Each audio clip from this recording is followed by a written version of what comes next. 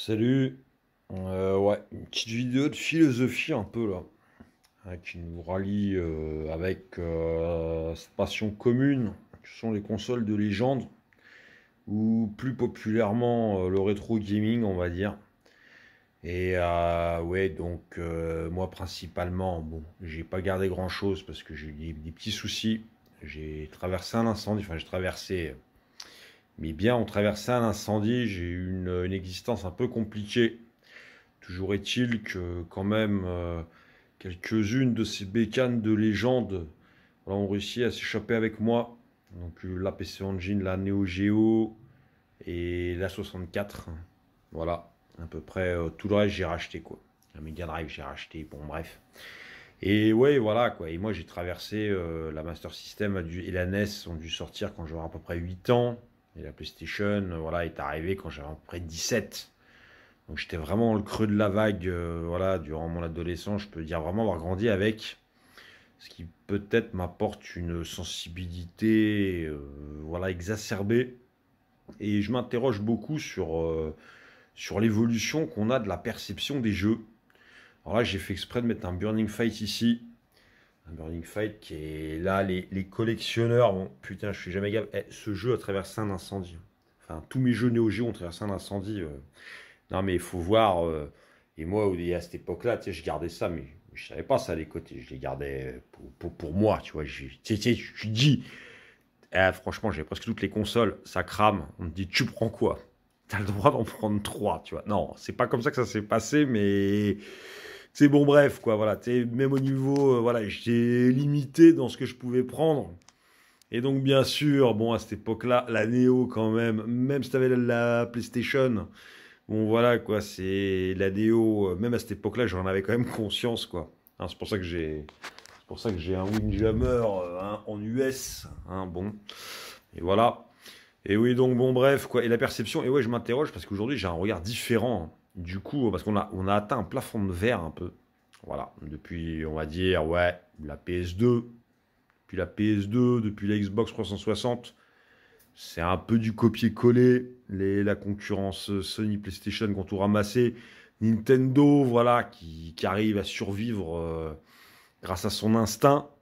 Et voilà, et avec de la chance, Nintendo, à chaque fois, ils prennent des risques, ça on peut pas leur enlever, quoi, hein.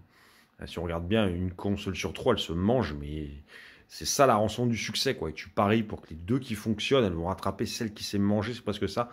Mais il faut avoir les reins solides pour faire des calculs comme ça. Ça, vraiment, ouais, gros respect à Nintendo. Et donc, ouais, pour parler un peu de la perception qu'on a des jeux aujourd'hui, c'est le meilleur exemple que j'ai. Bah voilà, bon, j'avais sorti le Burning Fight. J'ai unir ce jeu-là, j'avais payé 70 balles à l'époque. Il était déjà sorti depuis un petit moment. Je sais plus, j'avais rien trouvé à acheter. J'avais vu qu'il était en boutique.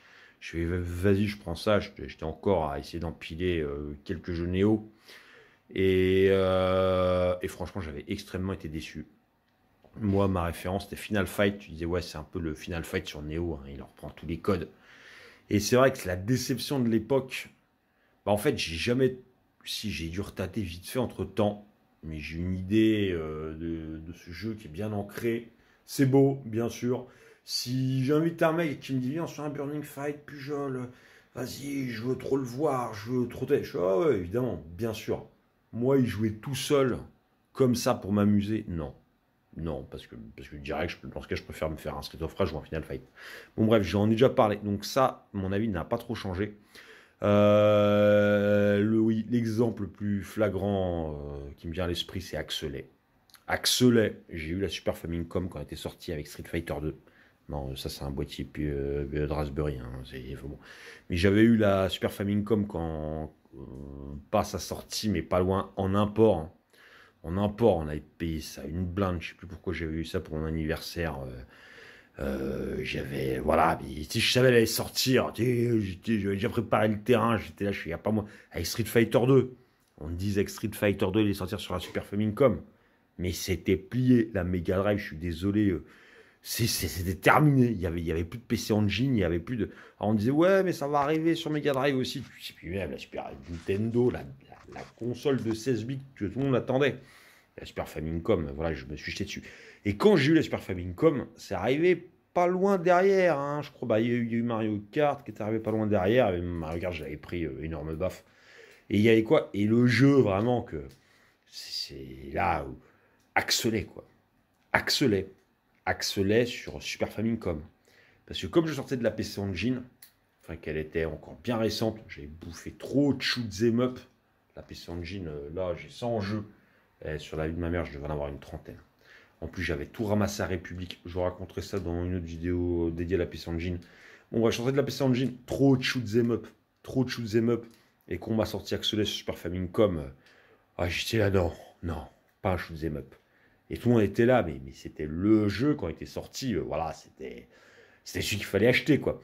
Limite, le mec, c'était un bon pardas, c'est un vidéo club. Le mec, il louait les Neo Geo aussi les week-ends. J'ai loué quelques fois la Neo Geo. Vidéo club, mais il faisait de la Super Famicom. C'est un Vietnamien. Je sais pas, il avait des trucs en import. Il était bien placé. Il avait des trucs qui étaient vraiment durs à trouver. Bon, hein, fallait sortir le portefeuille, mais voilà. Mais au moins, il y avait de la disponibilité. Et il a eu Axelet et il m'avait vraiment. Il était là, il fait non, mais prends ça. Même si tu joues pas, tu t'en fous, tu l'auras. Et j'étais là, non, non, non. J'ai vraiment mis une fin de non-recevoir. Je sais plus ce que j'avais pris. Mais à l'époque, j'étais grave baston. Et bon, voilà, c'est ça qui manquait. Et bon, bref, Axelet, mais totalement sorti des écrans radars. Et là, ouais, j'avais revu une vidéo de Gang Geek, je crois, dessus. Et il m'avait donné bien envie d'y jouer. Et le jeu, voilà, je l'ai fait que en émulation. Et je l'ai, mais je l'ai massacré. Enfin, je l'ai massacré. Je me suis arrêté. Ouais, j'ai juste fait une sauvegarde au dernier niveau de Axelet. Parce que le dernier niveau, il est trop chaud, quoi. Et j'ai pris un pied, mais putain, ce jeu. Et même là, ça m'arrive de le rebalancer un coup de temps en temps. Ah, la musique du premier niveau. Et pourtant, ce jeu, mais tout m'a rebuté dès le départ. Je veux dire, même le premier stage en mode 7. Et au début, je trouvais ça dégueulasse. Et tu sais, je comprends un mec qui vient, qui débarque, qui voit le premier stage en mode 7. Il fait non, mais c'est quoi ce truc, quoi? C'était à l'époque, voilà. Hein, fallait Konami, voilà, voulait vraiment montrer les capacités de la Super Famicom. Donc, ils avaient essayé d'utiliser un peu tout ce qu'elle proposait. Et voilà. Et aujourd'hui, voilà, avec l'indulgence, ça faisait des moments que j'avais pas bouffé des shoot 'em up. Eh bah, je m'y suis remis volontiers. Voilà, une vidéo qui me l'avait bien vendu. Et le jeu, mais j'ai pas dû le lâcher pendant un mois, quoi. Après, franchement, c'est bien de jouer en émulation aussi pour avoir quelques sauvegardes sur des jeux qui sont vraiment raides. Et quand tu arrives au dernier niveau, que ça fait 10 fois que tu recommences, que tout le temps tu te fais niquer au dernier niveau. T'es là, tu fais à chaque fois, ça prend 2 heures pour y arriver. Je connais tout par cœur, je passe tout, j'y arrive.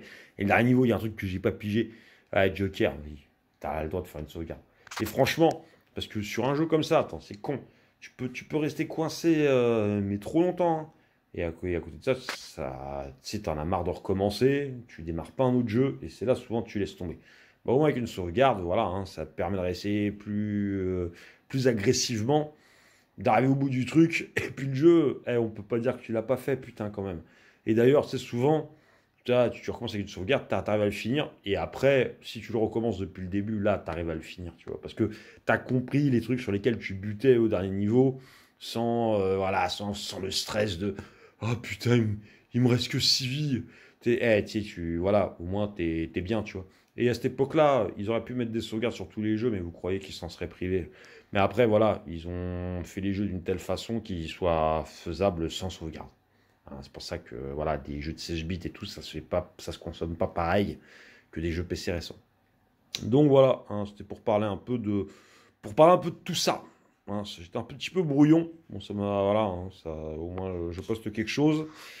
Voilà, et c'est une réflexion, bon, tu sais, j'aime bien un peu de temps en temps m'examiner en disant, ah tiens, pourquoi ça te rebute? Non, mais il plonge au fond de toi-même, en dehors des ressentiments.